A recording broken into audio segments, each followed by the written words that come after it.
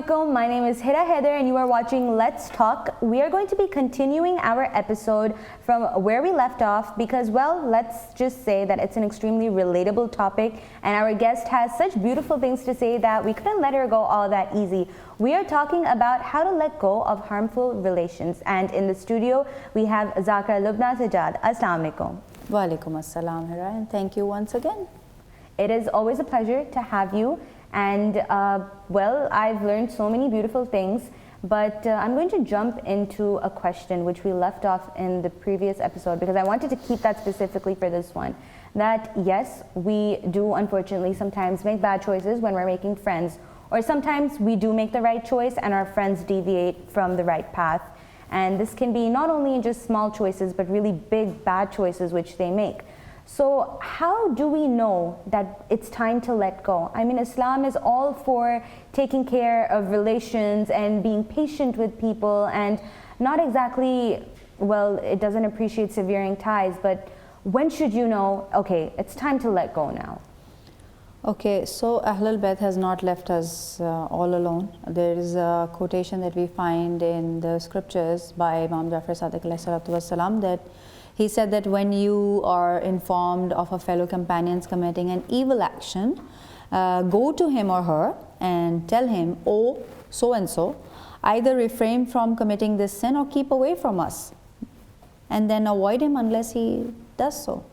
So it's pretty clear. I mean, if you break away with a friendship that's not working, and if you think that that friendship is not bringing you any good, and you are unable to guide them the right way, firstly we have to think that we are right. Like, for example, if we are asking a friend of ours to keep away from things that are haram, so we definitely and inevitably know that yes, we are doing the right thing. But there are minute things in a relationship that you think that you're right, and that person thinks that he or she is right. I think it's some basic ethics which we need to keep in our minds, that this is obviously wrong and this is obviously right. Yeah. As per what Islam has you should be told us. confident enough that the point that you took the stand on was right enough. Mm-hmm. And you were right in taking that decision of breaking away with that friendship. And who should you be friends with and who should you shouldn't be friends with, in that aspect also Ahlul Bayt has not left us. Like the fourth Imam advised his son Imam Muhammad Baqir alayhi salatu wasalam that do not be friends with liars, because that liar is like a mirage. He would tell you that what is true is false, and he would say about the false things that they are true. So he would not guide you in the right way. And do not be friends with immoral person, because they would definitely affect you in a negative way. So under that category, it may be, you may count people who are doing the haram things in a life, like you mentioned, the alcoholism and all. So if that person has low moral values, you don't have to be friends with that person. Even do not be friends with the miser, the kanjoos. Do not be friends with the miser, because he will affect you in that way, and he will stop you from doing charity. And that not doing charity is so harmful for a mu'min, for a human being, for a Muslim, that he has asked you to stay away from the misers. And then lastly he said that do not be friends with the fool, because he's going to bring you harm. Even if he has good intentions, he would bring you harm. The fools, that's what, when you say that we have a verse or an idiom in Urdu that nadan dost se behtar aqalmand dushman hota hai. So like a foolish, I mean, from if you're friends with somebody who's foolish, it's better to have an intellectual enemy. That's the best thing I could put that. The thing is that when we know that it's time to sever ties, when of course evidently you can see that your entire life is being affected in a very negative way, there's a lot of social pressure that comes not only from society. When I say society now, in a friend's situation, you will have social pressure from people within your university or your school friends that, oh, you know, all of a sudden you were breaking up with this friend of yours? Why? And these are some questions which are very difficult to answer, because at the end of the day, you do have to live amongst people. So how would you advise youngsters to go about this? That, you know, you do know what you have to do, but you're scared about what people are going to say or how they're going to judge you. First and foremost, everybody. I mean, it's just not for the youth. It's for everybody. It's for everyone. The middle-aged woman, the young woman, the mothers, anybody. It's for them. You should know your worth, where you stand. Now, if you're being a part of a social circle where, again, you have fools around, you do not have to be answerable. You do not need to feel to answer everybody's question. I mean, it's not worth it. So you know your worth first. And once you know your worth, substance would come out of you. And once substance comes out of you, nobody would dare to ask these questions to you. Because he or she, the person asking you that specific question, would know the difference between you and the person you have broken away with, if you are on the right path. So you should have substance within yourself. Don't let people put you on the spot, basically. Yes, don't make people, don't make yourself in a situation where you think it's a necessity for you to answer all the questions. I mean, not all questions are supposed to be answered. I mean, it's my words and it's my choice.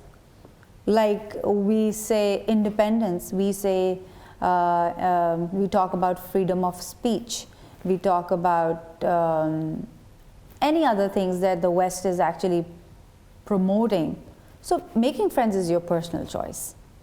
And obviously, when you're not getting along with somebody who's not your reflection, I mean, can you imagine somebody who's not your reflection? You cannot connect with them at all. So for being friends, I mean, you can have acquaintances. I mean, just acquaintances. I mean, you have a close circle, then you have a bigger circle, then you have a much bigger circle. You can keep them in any other circle, but within the closest circle, stay very few people. I think I can sort of squeeze in a personal quote of mine, which I always say is that, it's actually in Urdu. It's that agar log ye socheं कि लोग क्या कहेंगे, इसको separately रख कर अगर लोग सोचेंगे अल्लाह क्या कहेगा, तो हमारी ज़िंदगी बहुत आसान हो. And translated into English, that if we would think about what Allah is thinking of us rather than people, our lives would be made so much more easier. Yes. And if we think of that, then I think we can make choices in light of Islam. This can actually make everybody's life in every department, in every aspect, so much easier. Like, for instance, I know this is not a show that talks about some other things in life, but obviously we have to think more about Allah. As I always say, pivot is Allah. You do not divert from Him. You have to be focused that whatever you do is for Allah. You make friends is for Allah. You make enemies for Allah. You do good deeds for Allah. And that's when you do not ask for rewards in life, because you know whatever good deeds you have done is for solely Allah. You're not even answerable to anybody, because nobody is rewarding you. So that's very, very simple. So I would also like to say that, you know how we say that, oh, don't judge them? And I know that I often say this a lot on social media or when I'm speaking about such topics about the youth, that yes, don't judge people how Allah is meant to judge people, but as a human being, you've been given a framework from the Quran and the Ahlul Bayt of how you should be judging certain people. So if you know that someone is wrong, make sure that you are not aiding them further in doing their wrong. And I think that can only be done if you do not support them by distancing yourself. And coming to my next question is that okay, so we know this person is toxic, they're harmful, we know we've tried to help them out, we have tried to distance ourselves as well, we've finally done it. We've cut our ties. It's painful, especially when you cut ties with somebody who's been a childhood friend or somebody who you've truly loved like a sister, like a brother. And you know, you've got all those memories. I mean, come on, it's the time of social media. You've got so many pictures, you've got so many birthday posts that come up, and you see that this is how we used to wish them birthdays, but look at it now, the day just passes how it's any normal day. So how can we sort of make peace with the fact that yes, this has happened, and accepted the reality that this has happened, they're no longer a part of our life? What are some du'as, some namazes that we can perform to give our heart that peace, which of course we sort of lack because you miss that presence, or you miss the relationship that you used to have with them? Been there. Time is a big healer. I mean, it's a brutal fact of life that when a mother sees her child dying, and when the child is buried, the mother takes the next meal. When the child passes away, the mother doesn't die. She keeps living. So even if you lose a friend, that's okay. Time heals. It's difficult. It's painful. But when you get over that agony, you realize it was worth it. Time is the biggest healer. I'm going to take a short break on that because I truly do want to know about the namaz and dua that can also help, because of course at the end of the day that's where we all can derive our utmost strength from. So we'll be right back. Stay tuned and don't change your channels.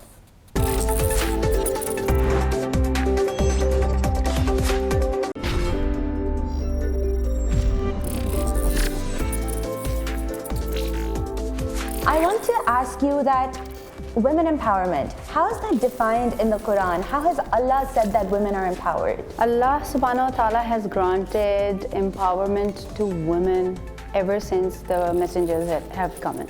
Allah subhanahu wa ta'ala has not mentioned the importance of female. He has actually given us a chapter called Surah Nisa. By this, that does not mean that the position of the woman is lowered anyway. It's not something, it's not a derogatory sentence for a female. And I think where that term gender equality comes in, I feel like people need to understand this more, that when we're talking about equality, we're talking about in terms of respect. A woman deserves equal respect just as much as a man does. Even if you go to Pakistan and you go to pay a bill in the bank, now there used to be a separate queue for the ladies. And they used to give us respect. But still, we do have a culture that respects women by and large.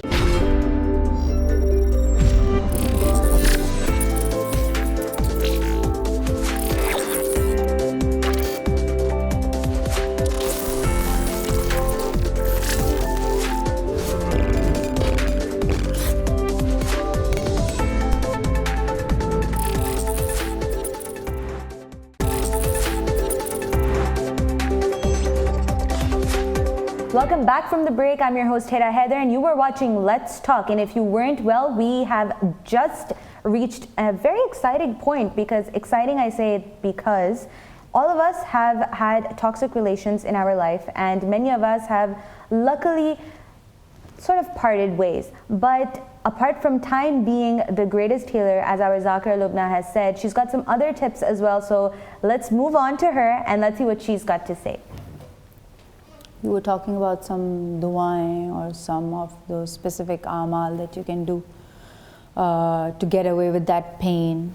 I really feel that we are in a position where we have so much to look into. And trust me, when you part ways with your toxic friend, you have so much of extra time to do so many things in life that you were actually not doing. So first and foremost, I always say that instead of diving yourself into the extras, do the mandatory work in such an intense way that it brings peace within you.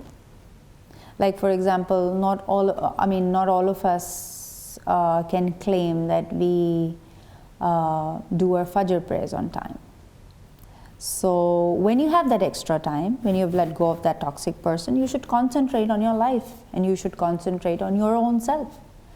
And by doing so, you can streamline your life in such a way that you can do your mandatory ibadat in a more intense way. Like do your namaz the proper way. And I do not agree to the fact that somebody who does the mandatory ibadat in the most genuine way needs something extra. Well, obviously you need to do a lot of extra things, but the basics, start with the basics. Do your namaz. Do the mustahibat of the namaz. Do your nafil. Start reciting namaz-e-ghufayla, which is, and it's an extremely interesting thing that once when the fourth Imam was in captivity of Yazid, and Yazid called him and he said that, is there a way that I could be sinless after killing Imam Hussein? And can this be washed away from my Nama Amal that I have killed your father who was amongst Panjatan?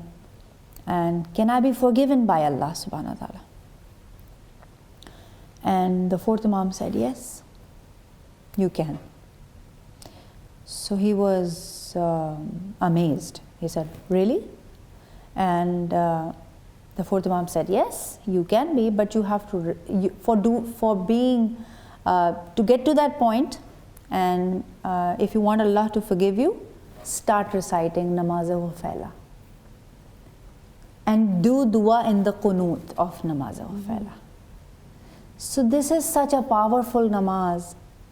Don't do it so much extras in your life. The basics, it's just a 2 rakat namaz. And it takes, I think, nearly 5 minutes. Not even 5 minutes. It takes about if you make, it depends on your qunut, how long is your qunut. So that namaz is so powerful and that qunut is so powerful that any dua that is made in that qunut is accepted by Allah subhanahu wa ta'ala. Even if you have killed the third Imam. If you have killed Imam Hussein and you pray for Allah to forgive you in namaz-e-ghufayla, He forgives you. I cannot find anything bigger than this in my personal opinion. This is the biggest gift that I think my mother has gifted me, to insist me on namaz-e-ghufayla.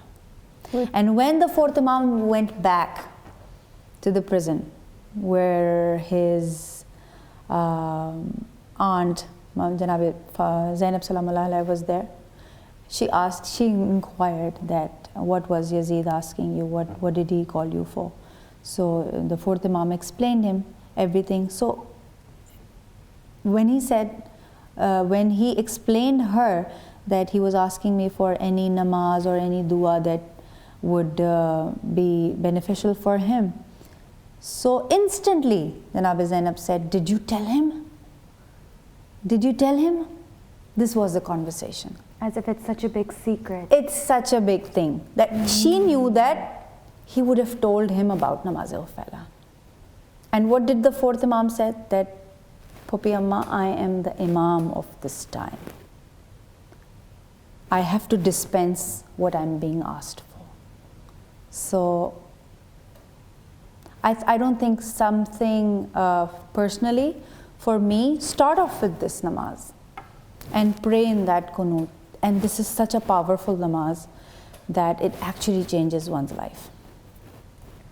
So namaz-e-ghufayla, that I will definitely also be more regular with, because of course Maghrib and Isha is such a complicated time that you have to go for dinner, you've just come home, but I think we can spare 5 minutes for our own peace of mind. And I would also like to share something that's personally helped me. 2 things.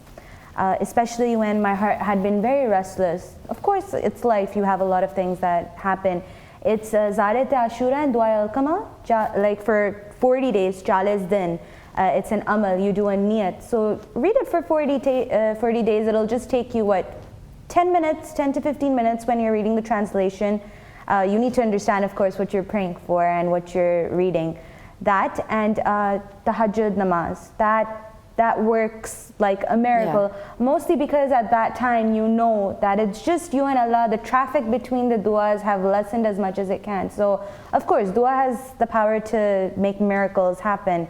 And with that note, I would truly like to thank you so much for being here with us and for telling us this gem which you've given us today of namaz al-ghufala, especially with such a beautiful example and such an extreme example that, you know, even if we've sinned with that toxic friend. And just to add on to this, when the fourth Imam added this, he told his aunt, his Pupi Amma, and he said that I am the Imam and I had to tell him what he was asking me for, but do not worry, usko tawfiq nahi hogi.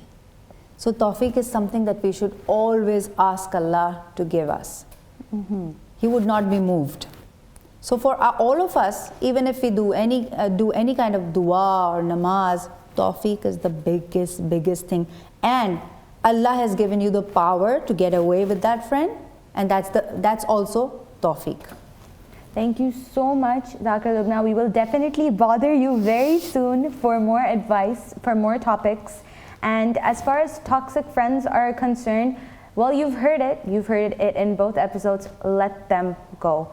And of course, being a millennial kid as well, I would like to tell everyone that when you do let go of toxic people in your life, that too for the happiness of Allah, know that you will be compensated for it in some way or the other.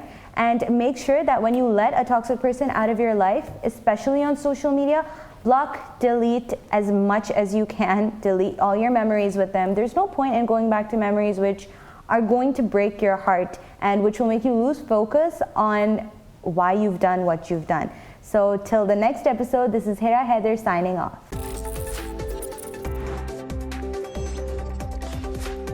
Welcome back from the break. I'm your host Hira Hyder and you were watching Let's Talk. And if you weren't, well, we have just reached a very exciting point. Because exciting, I say it because all of us have had toxic relations.